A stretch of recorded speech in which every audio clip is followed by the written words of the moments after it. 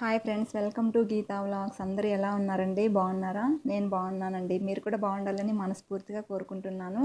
ఇవాళ కృష్ణాష్టమి కదండి. కృష్ణాష్టమిని గోకులాష్టమి అని కూడా అంటారు. నేను మార్నింగే లేచి రెడీ అయ్యి పూజ చేయడానికి ఫస్ట్ డెకరేషన్ అయితే చేసేసానండి. ఇంకా మిగిలిన వర్క్స్ అనేది స్టార్ట్ చేయాలి. ఇలా సింపుల్గా అయితే డెకరేషన్ చేశాను.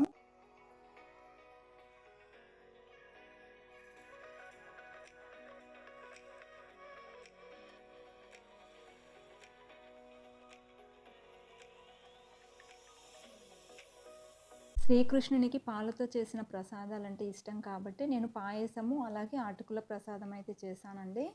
అలాగే పులిహోర కూడా చేశాను.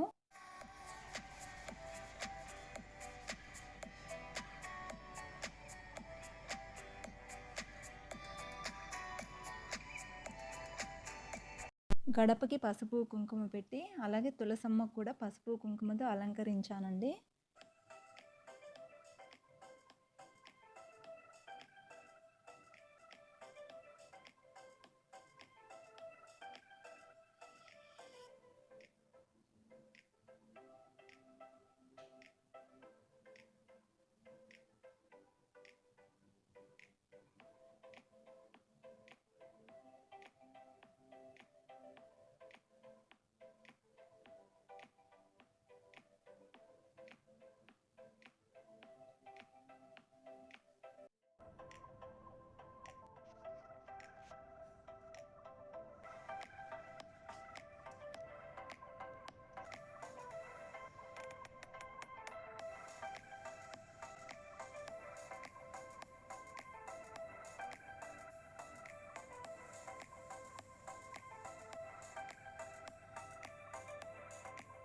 ఇక పూజ అయితే స్టార్ట్ చేశామండి.